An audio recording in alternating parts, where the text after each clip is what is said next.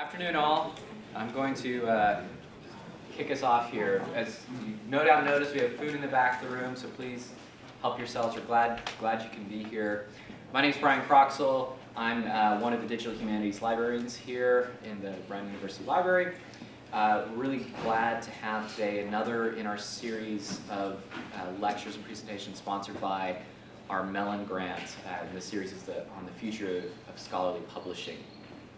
Today we've got two great speakers, Douglas Armato and Matthew K. Gold, coming to us respectively from the University of Minnesota Press and the CUNY Graduate Center. I'll do a sort of short gloss on the bios, and then Doug is going to speak, and then Matt will speak, and then we'll do questions, and then we'll go away, as we do at least six. So Doug Armato is director of the University of Minnesota Press, where he acquires books in philosophy, social theory, and digital media and culture. He's also worked at Columbia University Press, Basic Books, Louisiana State Press, the University of Georgia Press, and the Johns Hopkins University Press, and has served 2 terms on the board of directors of the Association of American University Presses, and was its president from 2005 to 2006. I can say, I don't remember the first time I met Doug, but I see him on an annual basis at the MLA convention, where Minnesota is always one of the exhibits I want to stop by, because they have beautiful book covers, and they tend to publish really interesting things. And so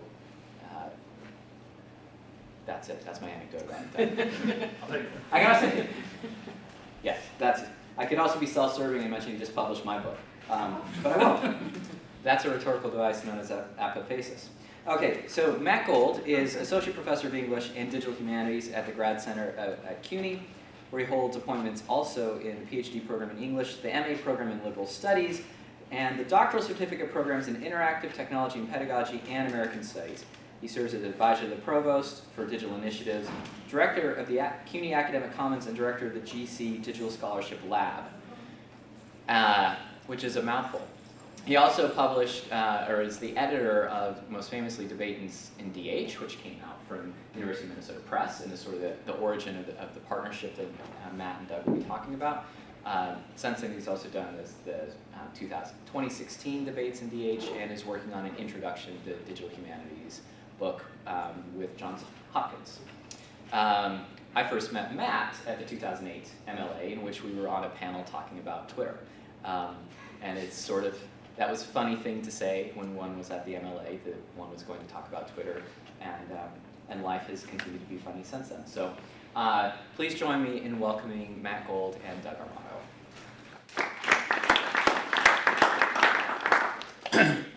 Armato.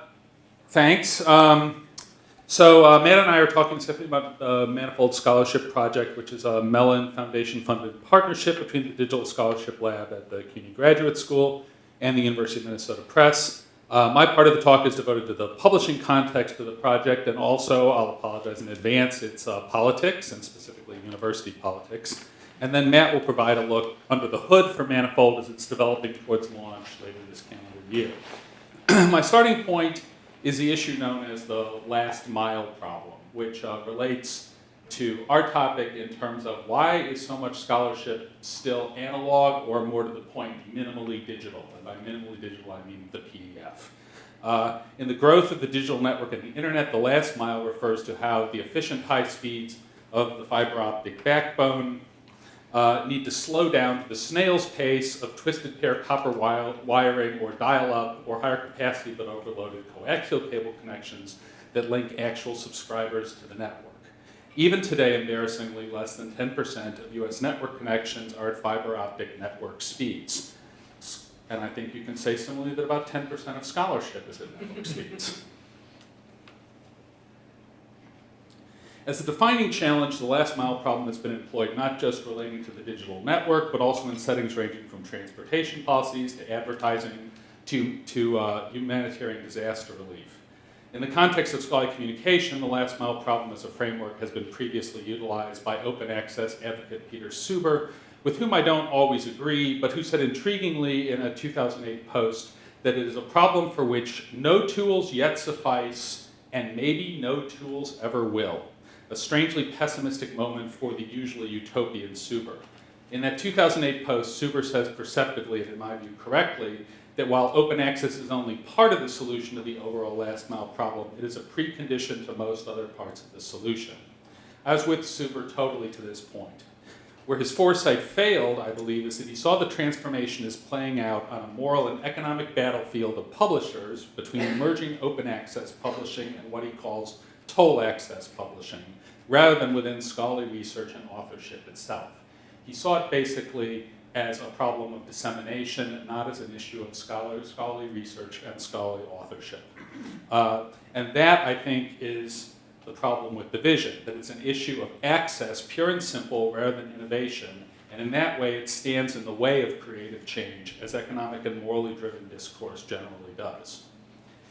Suber's vision in open access is, to my mind, more a matter of networking silos than enabling fully networked scholarship. And that's something that in a way plays into the economic structure that we deal with in universities every day. It's simply more economic to do less. And part of the problem is, I think, the shorthand term open access itself, which, as I've discussed elsewhere, has two lives. One is a description of the increasingly vigorous environment for freely shared scholarship, and the other is a political term, a neoliberal cost-cutting rationale, and at its worst, a moral cudgel. Open access as practice, as in the digital humanities, requires investment to build and ongoing funding to sustain. Open access is employed in some university management rhetoric is too often used to rationalize disinvestments in parts of the research method mission that do not generate outside funding from government, industry, foundation, or donors. These parts of the research mission are what is collectively known as critique, and they're closely bound to the book form. The crisis in scholarly publishing that began, and this is sort of a sense of, if you look at the height of the JSTOR stack there, of exactly what support of the universities of key source of humanities and social science scholarship costs in a university budget, as opposed to what the sciences generally run. About the equivalent of a tenure-line faculty position. The crisis in scholarly publishing, therefore, is it was caused, as we know, from a dramatic escalation in prices and fees from those commercial scientific publishers. But what isn't said as often is that it's solved by the sacrifice on the part of humanities and social science scholars and readers and their largely nonprofit publishers, which is simply a shifting of economic responsibility. So what about manifold scholarship? And this is, I think, an argument for the role that the liberal arts and this scholarship plays critically in the university. Manifold scholarship is, at its basic, an attempt to ask what network scholarship can and should look like if economics is one factor, because it will always be a factor, rather than the dominant factor in reconfiguring scholarly communication. It is by its nature open access. It literally doesn't work if it isn't open. But its genesis is from the work scholars increasingly want to do and the need to make that work interoperable with other forms of scholarly discourse rather than technologically isolated from it. To bridge that last mile between static scholarship, whether in analog or minimally digital form, and the mainstream of the network. So as a starting point, we asked, what are the characteristics of network scholarship? What features should network scholarship have? And this is the list that really we started at the point that we were writing the grant for Manifold. That network scholarship should be fast. It needs to prioritize discoverability. It needs two-way communication and to be shareable. It should be built on shared infrastructure. It will experience multiple entry points. You won't always come into it from one position. You'll come into it from different, from search very often. It should have source linking. It should be iterative. It should grow in sight. You should be able to see it as it's happening, as the scholarship is happening, from research all the way forward to full dissemination. And again, it needs to be open access because so many of these things simply don't work if you put a wall around something. But before network scholarship, we need to look a little bit more closely at those silos that are the predominant landscape of scholarly communication and may be so for the foreseeable future. For the past decade, university presses have been determined and engaged in the process of digitizing their new titles and increasingly their backlists as well, into the primary digital formats of the PDF, which is preferred by libraries and compatible with current bibliographic practice, and EPUB MOBI, the dominant format for consumers. At my press, for instance, we digitized our entire backlist back to 1925 into PDF through a program called Minnesota Archive Editions. We now have about 2,700 titles in that format. And we've been gradually converting our active backlist into EPUB, where it has begun to replace print as the preferred format for student course purchases. Movement into PDF and EPUB editions by university presses has been enabled by their compatibility with both current publishing practice and scholarly publishing economics with those fixed formats. Fixed formats economically basically are something we know how to do. Those are formats but these are formats that extend but do not transform the nature of scholarly communication. We call these phase one digitization, putting silos online. And that's basically what we've achieved thus far. Phase one digitization has been a tremendous success in terms of, yes, access, that sort of super idea.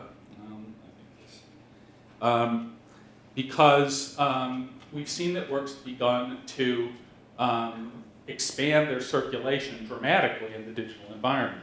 These are figures from my press, and you'll immediately note that the increase in digital assets revenue is dramatic. But you'll also note that it still only makes up around 12% of the total economic life of my press, which begins to give you a sense of what's out of balance here. That we've been able to expand the access, but at this point, there's still an incredible residual use of print, which is something we simply have to take into account. If we're seeing access grow digitally, but print is still that strong, there's a divergence. And one way to get at that divergence, as I'll show, is through some sources that are out there. Phase one digitization, I said, has been a big success in terms of access, at least if you work or study at a major research institution. University presses for a long time have been criticized with data that show that scholarly monographs do not circulate, that no one is interested in them. As early as 1969, amazingly, a study at the University of Pittsburgh Library found 40% of new monographs never circulated even once over 7 years. The methodology and motivation of that study was challenged, but its basic conclusions have been repeated often. A 2010 Cornell University report, for instance, stated that 55% of the monographs acquired since 1990 had never circulated. As phase one digitization has made university press books more accessible through shared monograph infrastructure such as UPCC Project Muse and books at JSTOR, as well as through commercial compilers such as eBrary, NetLibrary, EBSCO, it has also made them more accessed. In 2014, Project Muse, just one segment of the scholarly ebook universe, reported that 80% of the 28,000 university press monographs had been downloaded at subscriber universities.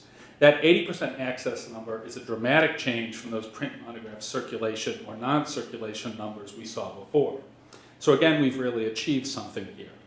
The nonprofit ebook consortia Muse and JSTOR have enhanced access by making their collections DRM free, allowing unlimited simultaneous usage, cutting and pasting, enable interlibrary loan. What's basically happening is that we're beginning to see that this material will be accessed when it is more regularly available. The rub is that university budget constraints placed on libraries have actually still kept a lot of this material out of an awful lot of institutions, especially below the level of the top research institutions. So the work still doesn't circulate as well as it might. But we've actually made some progress here. Similarly, the biannual survey of scholarly behavior from Ithaca indicates an increasing percentage of scholars access digital editions of monographs. And this increased readership shouldn't surprise us given the success and pervasiveness of the nonprofit JSTOR, the core of which is made up of scans of journal back files, which, when they were held in library stacks, received little use, consulted as little as print monographs are today. JSTOR now serves more than 73.5 million article downloads a year. So something which was seldom consulted has become a mainstay of scholarship. But here's the problem. Phase one digitization has not brought a paradigm shift, much less an economic windfall.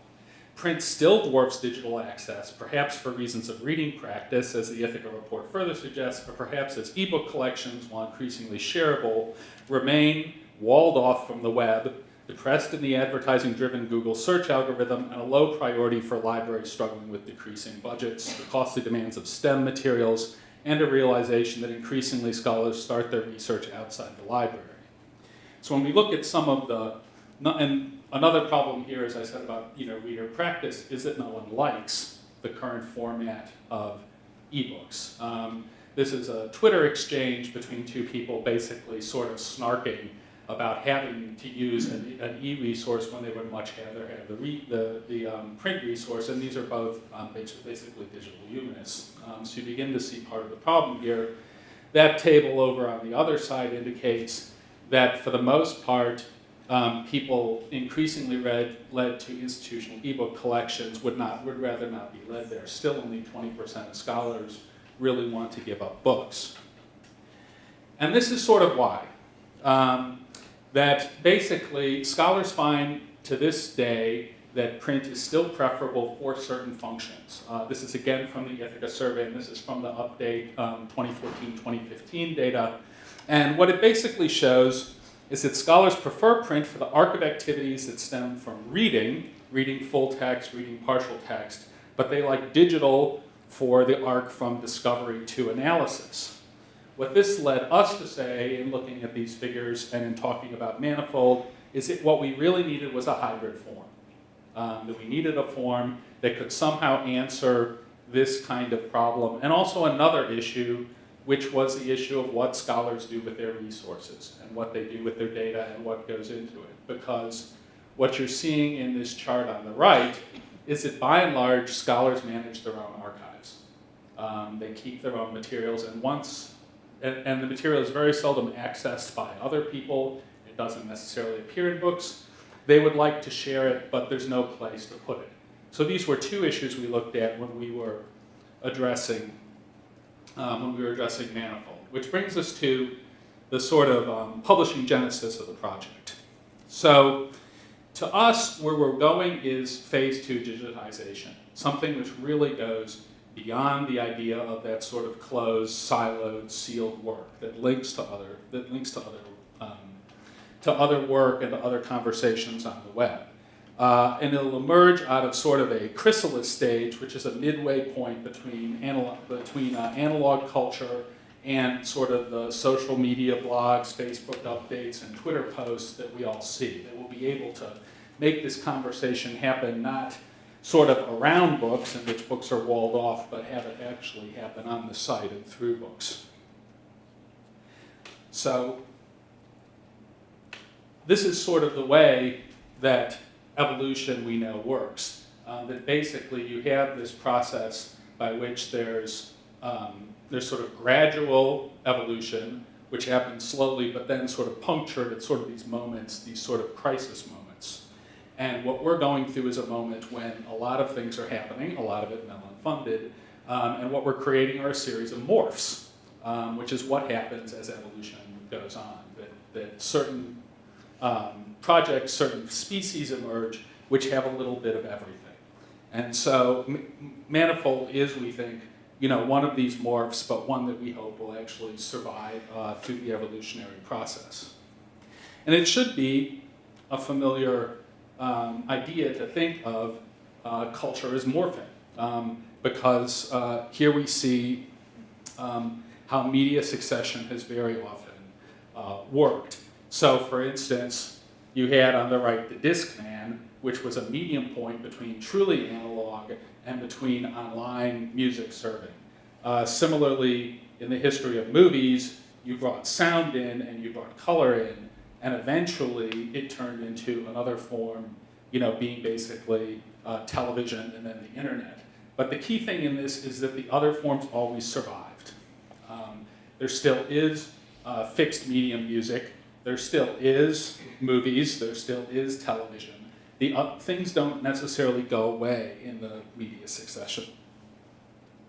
What I next want to talk about briefly, as the time is running out, is sort of the path of projects that led to Manifold at MyPress.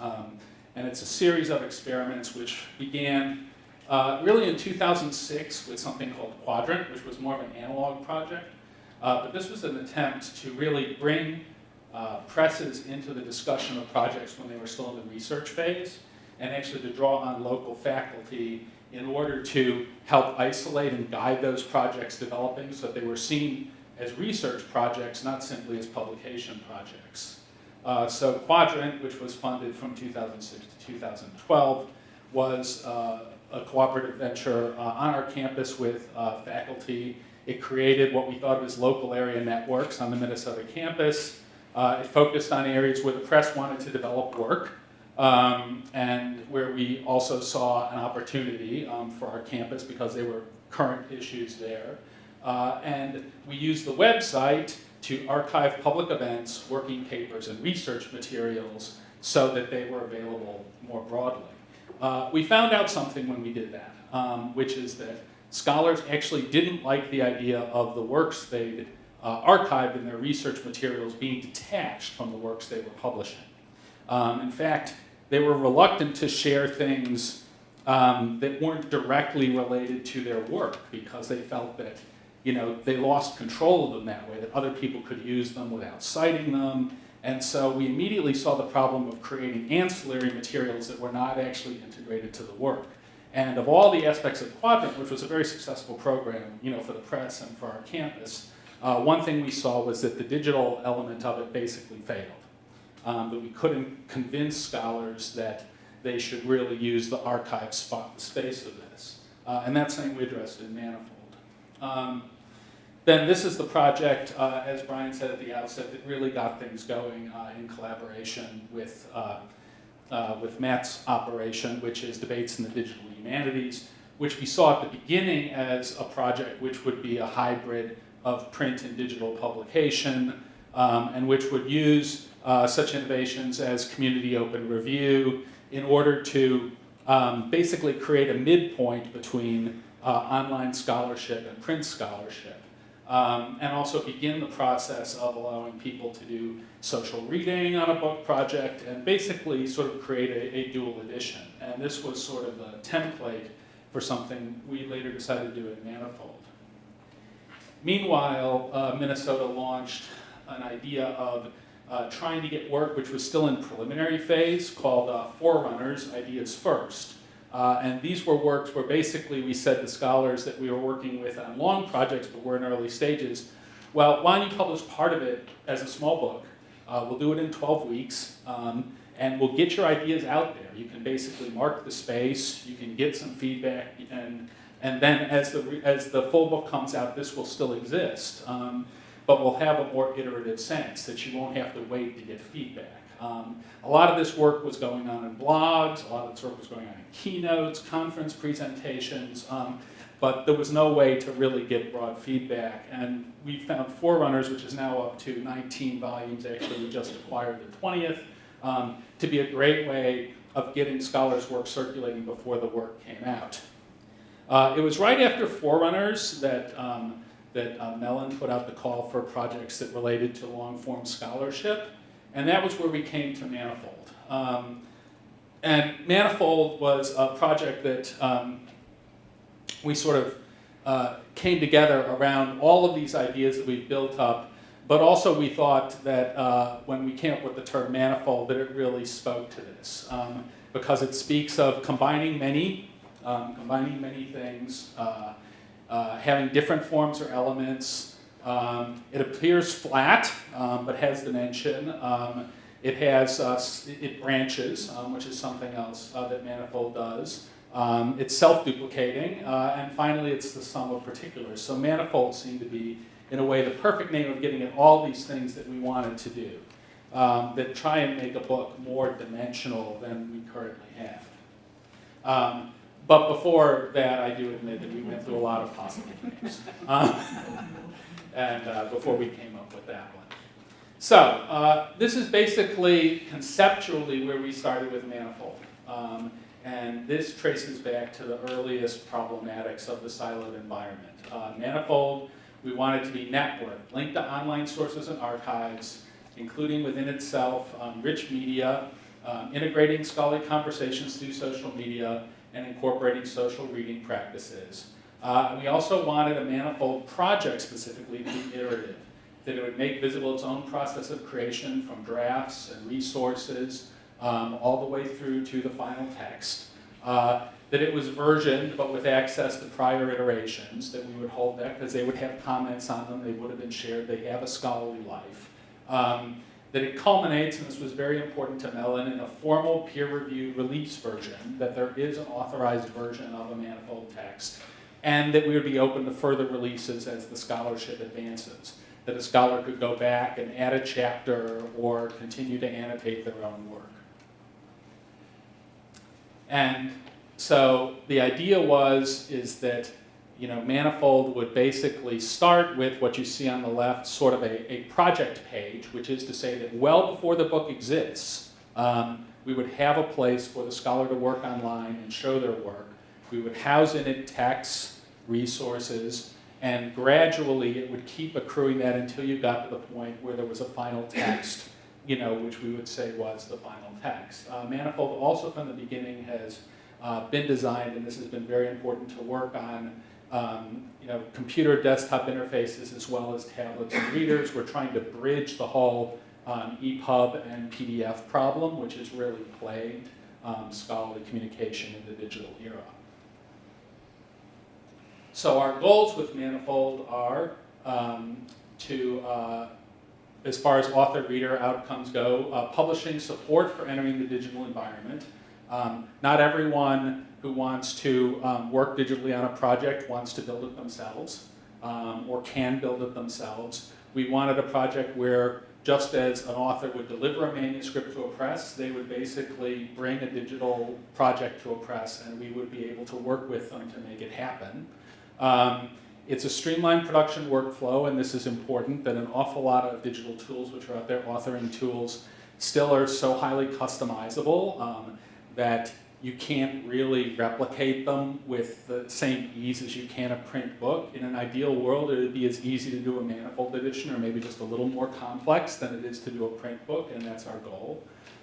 Fully peer-reviewed online publication, integrating publication and reader interfaces, which is to say that the very same tool is both what you publish on and how people read.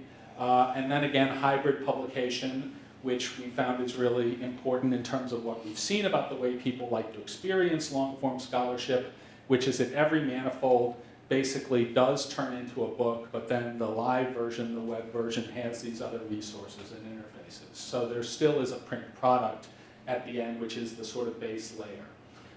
We are also committed to open development. There's a public project website. The source code is open. We're sharing preliminary concepts and work. We're posting updates as to where we are on the project. And also we see it as a product which will be adaptable and extendable by other developers and scholarly publishers. This will start with Minnesota and with the Graduate Center, but then it'll go on, we hope, to be used and become a sort of standard for scholarly publishers entering this area. You'll see more about the actual interfaces from Matt's talk, but again, I just sort of end with Siegfried Gideon, that everything we're doing here has basically been done in the analog world or the early digital world. We simply have to do it again. Every time the technology changes, every time the potential changes, people will want to make that work. And it's our job to carry forward the principles that we've worked with in the past and the good things, but to take advantage of new technologies. So, thank you.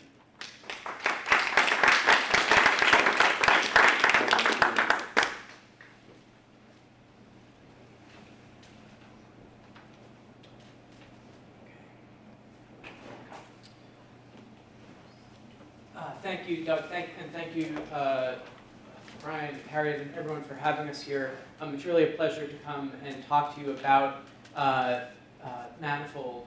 And I have the fun job now of kind of describing in more detail what our work processes have been and sort of where we've ended up. And I wanted to start by noting that essentially what we've been doing, we really started in our thinking with these ideas about iterative publishing and network publishing, that these manifold texts would embody these two concepts as Doug detailed. And in part, this became a digital humanities project in which we were trying to operationalize those terms, to concretize them, to make them active and instantiate them in form. So what I'm going to be showing you as I work through the platform and sort of show you what its features are and tell you about some of the thorny issues we've encountered and unexpected issues, really relates to this fundamental issue of trying to take these concepts and some of the things we knew we wanted to build on and figuring out how to actualize them, how to operationalize them, and make them into a living platform. I do want to mention the three components of the team, because it's important that this project, I think, involves a collaboration between the university press. And on the university press, you can see how lucky I am to work with Doug and how great it is to have a university press willing to experiment to the extent that Minnesota is. But what's been fun about working with the press is that we've been working with many different members of the team, from people who are in production to editorial to marketing, and I think having a new digital scholarly editor who's been brought onto the project through the grant to help us think through all of this. So the press is really bringing a lot to the project and helping us sort of bound it within press processes. And then in my lab at the Graduate Center, I'm there and we have a graduate student working with me who's helping to publicize the project. And there we're trying to ground the project within digital humanities practices, the open access, open source ethos that Doug described. And then we're also working with a company, Cast Iron Coding, that's really been working with us to create the platform itself. And Zach Davis, their principal, has been a wonderful partner in this. So I was going to show you some slides, and I will be showing you some screenshots of the platform, and I'll actually be showing you the platform itself a little bit later, and I think what is the first public demonstration of it. But I also thought, the Metropolitan Museum of Art recently made much of its collection openly available on a copyright zero, so I thought maybe I'd share some art as I talk through some of my slides. So you'll see some art as I go through. So one thing to note about our and there's not really a relationship necessarily between the art I'm showing and what I'm talking about. It's just something nice to look at. But one thing to note about the process, as Doug mentioned, is the commitment to openness. And in practice, what that means is that as we are creating the platform, we are doing everything openly. So all of our code is on a GitHub repository that I will share with you at the end. We are tracking issues through a program called Pivotal Tracker. And as a team, we are meeting both in person to talk through issues, but also through some project management tools like Slack and Basecamp. And I think that that combination of processes, blogging about our process, talking about what we're creating it, as we're creating it, has led others to kind of follow along with what we're doing, and that's been important. In terms of our goals for the platform, we wanted to focus, I think, foremost on the reading experience. So Manifold as a project, it's important to say that we want to create a version of a text that is readable on the web. So here we're really, in terms of the reading interface, we followed the lead of sites like Medium, which have created very kind of minimal and clean interfaces. So that's what we've kind of been going for as far as an interface. And we also want to make sure that there's kind of an ease of use, that we have a kind of icon-driven design. We want to include annotation and highlighting, ensure that the platform is mobile-friendly, and also, I think, crucially, integrate social networks into the text itself. Doug mentioned this very briefly, but that we don't consider the circulation of the text and discussion around the text to be kind of completely ancillary and outside of the text itself, but rather we want to integrate that kind of discussion about the text into the way we're presenting the text itself. We also want to be sure that the texts are accessible, and also that we are using open source tools and development practices. A key thing that we decided early on is that our primary audience for our project, at least at first, is the university press community. So what we're doing, and this round of Mellon grants funded a range of different types of projects. Our grant really focuses on university presses, creating a platform that we think and hope they'll be able to use to get their text online in an interactive format. That doesn't preclude other audiences like individual scholars, but that is sort of where we've been going with this. We also had some editorial goals. We wanted to ensure that the tool that we were building was integrated into university press practices, so that the platform we were building could integrate with those processes of production that were already in place, because we know that those processes are unlikely to be to experience a completely hard shift away from existing practices. We wanted to build a kind of bridge into the kind of work we wanted to do. We also, as part of this project, the University of Minnesota Press is working on revised manuscript guidelines. And when you start publishing books, you realize how deeply these manuscript guidelines given to you by the press are really grounded in print production. Even something as simple as how to handle links becomes very complicated when one is thinking about a print context versus a web-based context. And then we also wanted to think about hybrid scholarship. So our approach with this project has not been, as Doug mentioned, to produce an e-version of a text that is completely separate. We want the Manifold edition, and that's kind of how we're talking about it, is as another edition of the book or the project itself, to be part of the regular print production processes. So that, in other words, it's not necessarily an either-or for the press. It's not that we will produce a print or a web-based digital version of the book, but that in fact we can have both. So one of the first kind of thorny, is that, no, okay, I thought that was me. One of the first thorny questions we faced was where to put the fork. In other words, as a manuscript is working its way through the press production process, when does it kind of branch off into the Manifold edition, and where does it continue to the print process? And what we decided was to put that as late in the editorial, really almost after the editorial process for most books that are going through Manifold as possible. So in most cases, texts that enter Manifold will already have been through copy editing and editorial work for the book. In some cases, as Doug mentioned, we have these projects as opposed to texts or books, and those may start with earlier drafts. So there is that kind of possibility. But for most texts, we think they will go through the full editorial process. It's important to say, as we describe Manifold, what it is not. And I have two samples up here of projects that are kind of bear some similarities to what we're doing, but in other ways are very different. So we are not, Manifold is not like Scalar, which is a project out of USC, attempting as its primary intervention to create multimodal scholarship. Scholarship that takes sort of born digital nonlinear form. Not because we don't think that's valuable and important work, it's just not the sort of area in which we've decided to focus. So we are, in some sense, carrying on some linear aspects of the book and putting them into the medium of the web. And I think the web has really been our grounding medium. We really want these projects to sort of be browser friendly and mobile friendly.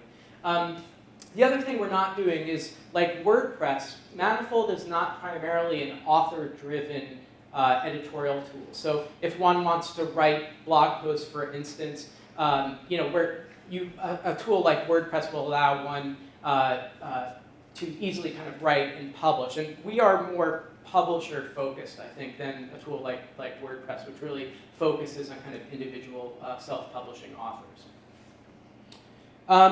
So then we come to the question of, well, what is Manifold? And these are really the major features of Manifold scholarship. So first and I'll go through each of these in some detail. The first issue is ingestion. How do texts get into Manifold?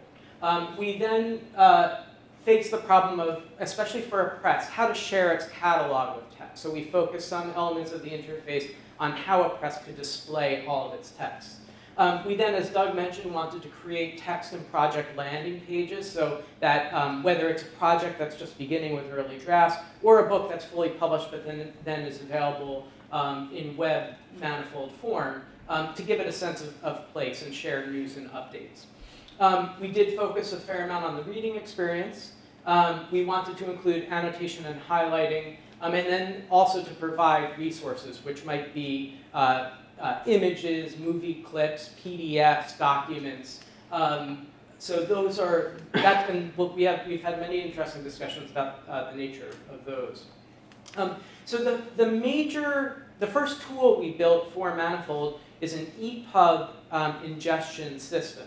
So EPUB is a file format used by presses. Often it's the most conventional file format once the book has sort of been through the copy editing process. So the EPUB will include CSS, it will include images often. So this kind of enables you to create the book, and it sort of has gone through the production processes.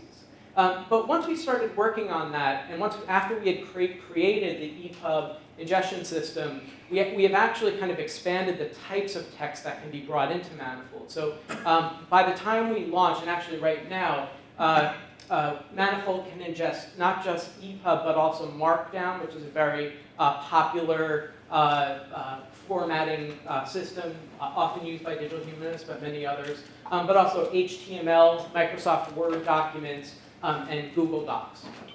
And this is an example of this is an example of an EPUB being ingested into Manifold through the command line. So you start from the command line, that's the unformatted text, and this is sort of a real-time example showing a text that is now in Manifold. And what's exciting is that once the text is in Manifold, it's live, it can be highlighted, it can be annotated. So just from the command line, within a matter of seconds, you can run one command, ingest the text into Manifold, and suddenly have it in this kind of annotatable, highlighted form. Of course, there are many other ways to get text and add more structure into them, but this is just an example of a way that a text is sort of brought into Manifold. The other thing, so this is the landing page. Doug touched on this, so I won't spend too much time on it. But just some of the features of the Manifold landing page is that, or project page, is that one can start on the home page, can choose a kind of background image that's kind of emblematic of the text. Can link to social media, as you can see over there. Also establish a hashtag for the book that can then be brought in. I'll show you in a second how it can be brought into this page itself. And then on the Start Reading button, which I'll show you in a minute, you can actually just jump right into the text.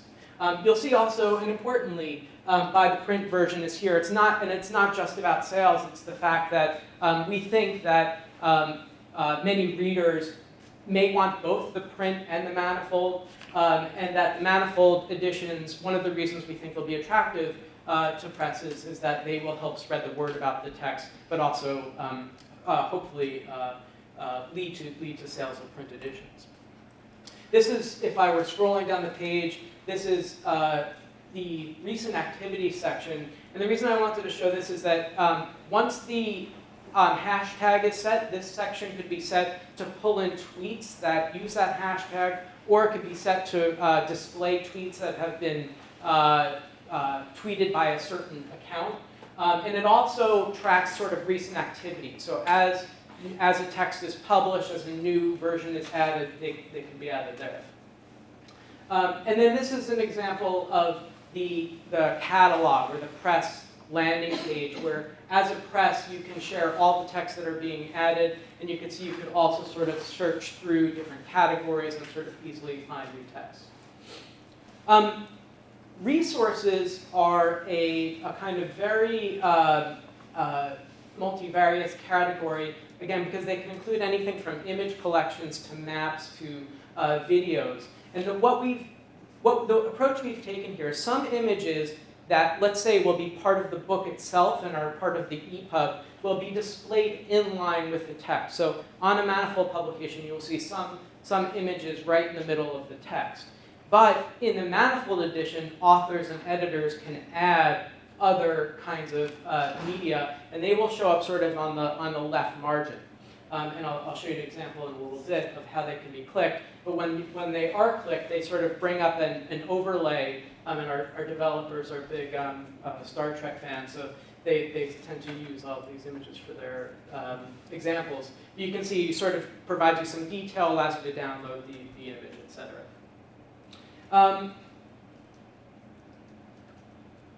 Okay, and then the other thing to note is that these resources or images can kind of be grouped into collections. So as an example, there are some books that I know Minnesota hasn't pressed where anthropologists have gone out to do field work, have come back with hundreds of photos. Those could be grouped into different collections, displayed in particular places alongside the text, but also shown to the reader in a way that kind of allows them to explore that material. And the crucial thing, as Doug mentioned, is it's not as a kind of separate website, but it's integrated into the text itself. So one kind of thorny question we ran into, a kind of unexpected one, is where to put comments on resources. We wanted to allow resources to be annotated, but if you think about someone who wants to comment on a resource, there's a question, should that comment appear on the resource itself, on the image itself, or should it appear on the text by which the image appears and where it may have been first encountered? So there are all these questions around the interface that we've been thinking through and working with our developers on. There have also been questions about types of resources. Minnesota has a book about video games, and we've been asked whether video games could be included or embedded in Manifold. And our basic solution, at least for now, is that anything that can be embedded from another service can certainly be used within Manifold. So any kind of video, any kind of map that has a kind of embed code can easily be used in Manifold. I mentioned the reading interface, and that is where we spent a significant amount of time. Not only is the reading interface, we think, very clean, but it's also adjustable so that contrast can be changed easily, the sort of size of the text, whether it's sans serif or serif. So we've really focused a lot on the interface. I mean, this is an example. This is a screenshot from my iPhone of it on a mobile device. So we really also want to kind of catch mobile readers. This is annotation and highlighting. This is actually a screenshot from Debates in the Digital Humanities, which was our inspiration or beta version in some ways of what's become Manifold. And you can see that in this version we had annotation and highlighting, but the way this system worked is that it took the text, and when the text was ingested, it divided it into sentences. And then comments could be added, but only at the sentence level.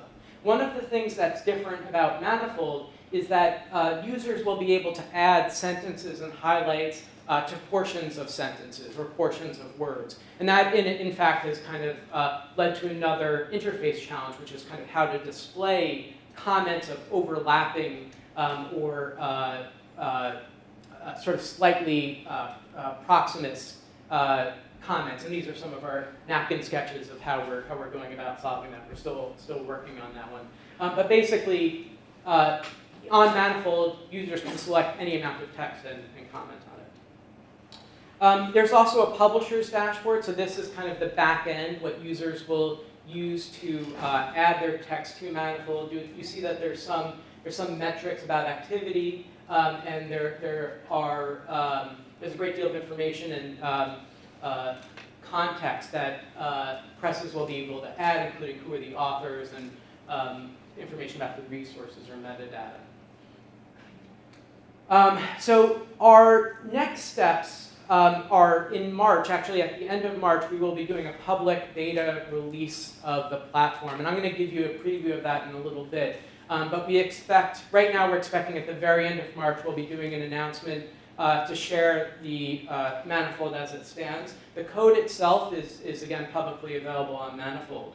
And then just to mention, I wanted to mention a couple of the features that we are continuing to work on before I show you Manifold itself. Things that we are continuing to work on include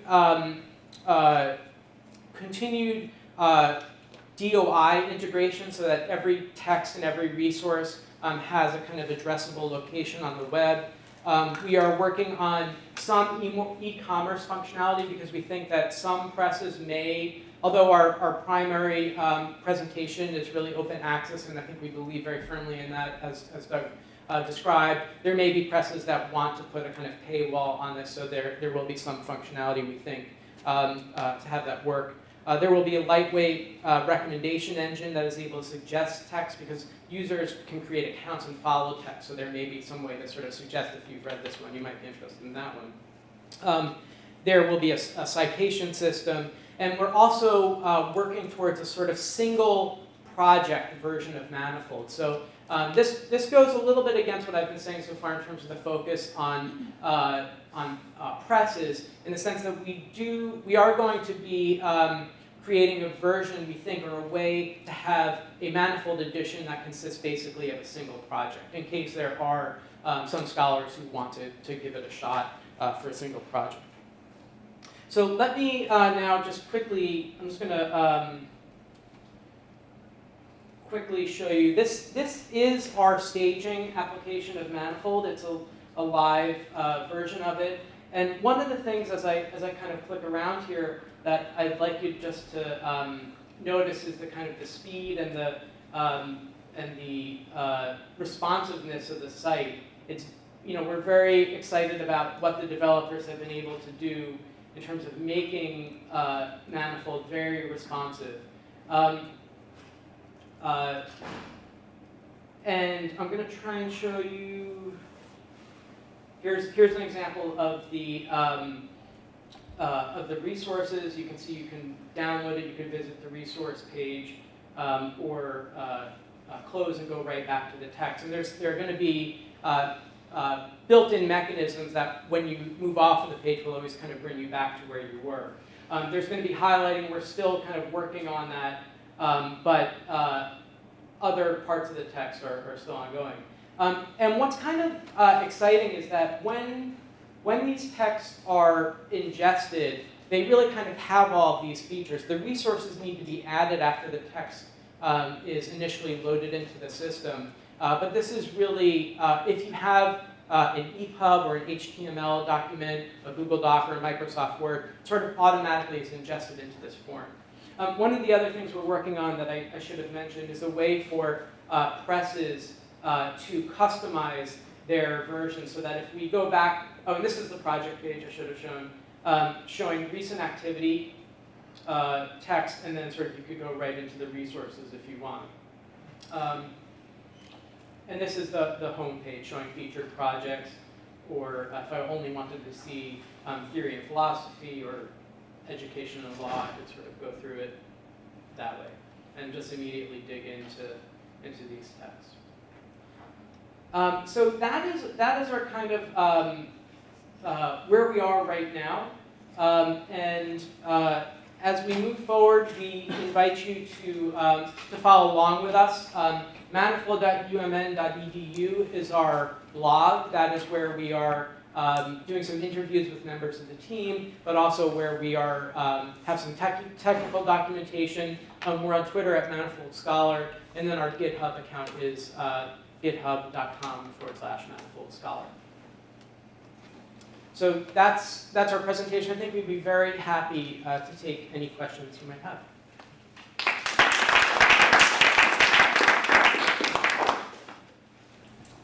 Yes. Thanks for a great presentation. I have a question about it seems to me that when we talk about these kinds of projects, although there aren't that many to talk about, but when we talk about open access and scholarship, for me, I often feel there's a kind of slippage between the benefits that a new model offers to the scholarship itself, or the practice of scholarship, or the product of scholarship. It's very clear how digital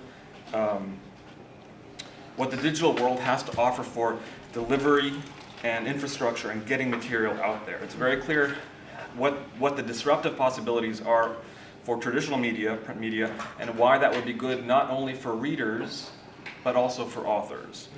But I often come away wondering, but there's a kind of slippage automatically that we just assume that it's also good, that the digital also offers apparent benefits to the process of scholarship, the actual production of intellectual, of knowledge, of intellectual content. It transforms the process itself in ways that are patently good. And the question, the connection is not, I don't think there is a straightforward connection. I think it's two different issues that have to be addressed differently. And I wonder if you, through this process, have come to certain responses to the question, not of why something like Manifold would be obviously good for getting scholarship out there, but why is it good for the actual process of scholarship itself? I think that's a really great question. I'll give a shot, and then maybe Doug may have answers as well. I would say first of all that Manifold has these two types of presentations of book or book-like objects, right? One is the sort of the Manifold text, which will be a finished work of scholarship in some ways, in the sense that the book will have been published. Maybe the Manifold edition will now be interactive, so that adds possibilities of responses from readers, potentially new iterations of the text itself that could take account of those interactions with readers. But also I think the addition of new context and resources. So images, Doug mentioned having 400 images for a certain book and not being able to present them. So certainly being able to provide more background on a certain text. It seems to me that for a reader who wants to engage with a text, that reader will be able to have a fuller appreciation of what the text is about. And there is now, through the annotation and highlighting, a kind of ability to interact with the author. I've seen in debates in the digital humanities, which had a kind of similar mechanism of having a finished book that was then kind of created online. One of the interesting features has been seeing the highlighting and annotation especially. So as a scholar sort of coming to one of these articles, one can kind of see more easily, although annotations can be turned on and off, what are the claims in this text that have kind of been particularly interesting to an audience of readers. Now, that kind of social annotation may or may not have value to a scholar, but I think the possibility of it has been interesting for authors to see. And I know that when I've been looking through debates, essays, sort of after the fact, I've kind of it's been interesting to me to kind of see which are the arguments that people have kind of gravitated to or most engaged with. And I've also seen kind of exchanges between authors and commenters on that site. So I think there's a possibility there. The other kind of manifold text is what we're calling the project. And that is the kind of text that Doug described where an author may have an early draft and may want to get it out for comment and circulation. When those early drafts kind of can still be shown on the Manifold page, but I think that's what to me has been really exciting about the Forerunners project and other projects like it, is that it's this, we all know that press production can take a long time, so here's an opportunity to get one's work out in circulation earlier. And yes, one could do that by publishing on one's blog or some other format, but here, actually, there's a kind of coherence to the intellectual project as a whole, because the early drafts, one can sort of see and trace how they've built towards a more finished project. Yeah, I guess all I say is it really comes down to an issue of authors and how authors want to work. And very often, as a publisher at this moment, you'll talk to people who want to work in a more responsive, iterative, multimodal, but don't have any way to do it with a press. Just don't know how to do it. So we don't see Manifold as a totalizing entity where everything will flow through it. But there are certain authors we just haven't had an answer for. How do I do this? And so Manifold gives us a chance to basically work with those projects. So I think that it is more work for the scholar. It's significantly more work, it's more engagement, it's more for them to keep up with after the work is out. So scholars just are basically going to have to make a choice as to whether this is what they want to do. But then as a press, we're committing to work with them and make it happen. So. Yeah. So open access is such a huge topic, and I'm coming to this more from a consumer point of view. In fact, I've used debates as a text in library school in one of my classes, and I had two versions of it. I had the online version and my own version that I own. The interesting thing is, as humans, we put value on things that we pay money for. Mm-hmm. We have less value for things that we don't pay money for. Mm-hmm.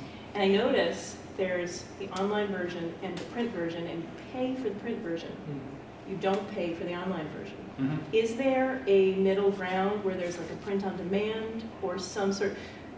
I did my library degree, 20% of it on the bus. And I would print what I could because highlighting on the bus is a lot easier with a pencil or a highlighter. Transfer those to a digital edition, Yeah. right? Mm. So having the ability, I won't say how I was able to print ebooks, because you can't do that.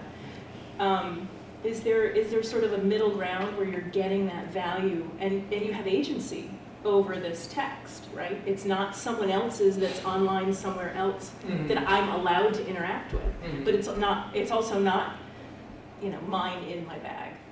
I mean, one feature I should have mentioned, so there are, on Manifold, there will be user accounts, and there will be, I think we're working on the ability to sort of be able to see anyone's annotations or only your own, and, they can be potentially public or Can I private. So. keep them? They'll be associated with your account. But if Exporting that them. disappears someday, Right, yeah, well, that's on our wish list right now as a kind of way to export, for users to export annotations and comments. So we don't have that functionality right now. I don't know if we will be able to get it into the first iteration of the platform, but it's certainly something we are thinking about. I don't think that fully answers the question about print on demand, but I would say that Manifold is one way to try and split that difference between, having for myself, I still read largely in print, but I can't carry all of my books with me all the time, so I do appreciate having the kind of freely accessible version online. And I think that's where we kind of imagine that people will go. They may consult the Manifold editions or come there for the conversation, or it could be that a class will start commenting or working on an edition, but that may not be the sort of the personal edition as you described it. it seems like there's so much more value on the online, Mm-hmm. in the online version, Right. which you are not paying money for. Yeah. But as a human being who's Ironic. right? I have my thing and Right. it's mine. Right. I want to be able to print on demand. Yeah.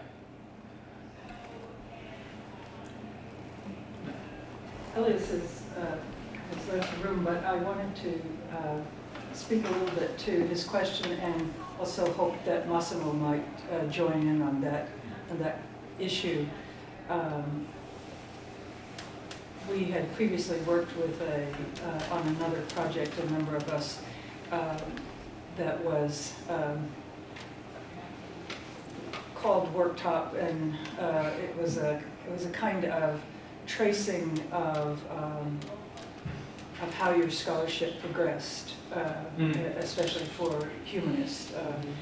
Scientists often keep notebooks and have this kind of tracing. But I think the ability to write in a digital environment is not just what you eventually write, but how you convince yourself also. And we often hear these kind of platitudes that this digital environment helps you ask new questions or ask them differently or whatever. But the truth is, by seeing this kind of evidence and shaping the evidence, what is eventually written. So Ellis's question was, how does it change the scholarly process? Mm-hmm. And I think that is the very basis of it. The fact that you put the text first and then attributes second, resources second.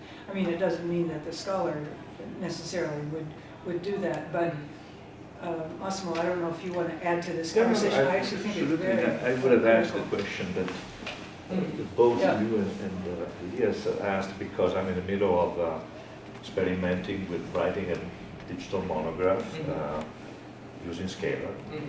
And to me, at this point, I'm in the middle of the transition, let's say. So it's still unclear to me whether the bridging between what an authorial tool can do and all the possibilities that can open up precisely in a different way of thinking. Writing, I have to adapt my writing to the environment in which I'm writing right now. Of course, I'm frustrated, I'm excited, etc., etc. But then the delivery, the final product, might not be the same, might have many of the things that I wanted and I experimented with, but might not, also because of different types of delivery options. You know, some maybe wanted to, being sold for money, and so the different models, or even open access, etc. So I wonder how much of what you've so far presented, very, very interesting, has to do with creating also standards. In other words, standards for. It seems to me that your reference point are more publishers, as you said, than authors. Although authors can be part of it, must be part of this, and this is the gist of my question. How to, put authors in the service of creating those standards, and because I see here, when I write my project, and I think any scholar who's going to write a monograph will have in mind some sort of ideal type of what a monograph in his or her field will look. And there are many possibilities even there, according to, the discipline, according to possibilities of interfacing with text, and I'm writing an archaeology of media, so it's really, my text is marginal to all the media that I'm collecting, harvesting, and putting into this create. So I wonder how much flexibility, and if there is a tension between creating a standard that will work, which is mostly web-based, and sort of providing authors with a platform for experimenting with new type of interfaces, for the scholarly process. I mean, our sense is that authors will still be experimenting. Manifold is a part of the landscape. It's not meant to be a sort of solution, and some authors will be, building individualized sites. One of the interesting things as we rolled it out, we've had a lot of authors interested in it. They're all different kinds of authors. Some have very little technical ability whatsoever, and others are, really senior PIs on major digital humanities projects. And they see Manifold as a way to some extent, disseminate the results of the larger projects. So the larger projects still exist in all their complexity, and all their heavy, computational resources, but then they can sort of build it towards Manifold as a different outcome. And so that was something I really hoped would happen, that basically all these digital humanities projects would be able to interact with what we're doing, and in fact, ideally, that other scholars would come along who weren't part of those digital humanities projects and build their scholarship on it. So the interoperability, I think from the beginning was where we went, but there was never a sense that it's going to replace really complex, innovative digital humanities projects. It really is an attempt to create something which can be replicated. Well, we don't actually know how many of these we can do in a year. That's actually the biggest question we haven't been able to answer until we get going. Can we do 6? Can we do 12? Can we do 20? We don't really know yet. Yeah. And I would just say, I think that it's, we've been focused, and the reason I started with that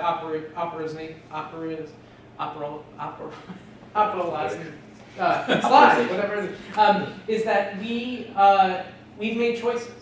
And the choices we've made have been moving away from the kind of the authorial tool. So we are, while an author can present text on Manifold, we are not necessarily engaging necessarily in the writing process or compositional process. But as Doug says, we've got DH projects that have their own interfaces, and often what we find, and what I found myself as a DH scholar, is that often, especially in tenure and review cases, there is the need for the kind of the book. And that's one of the needs we're trying to address, except that we are hoping that what we're creating here is a version of the book that is greatly expanded from how we would think of it in a purely print object.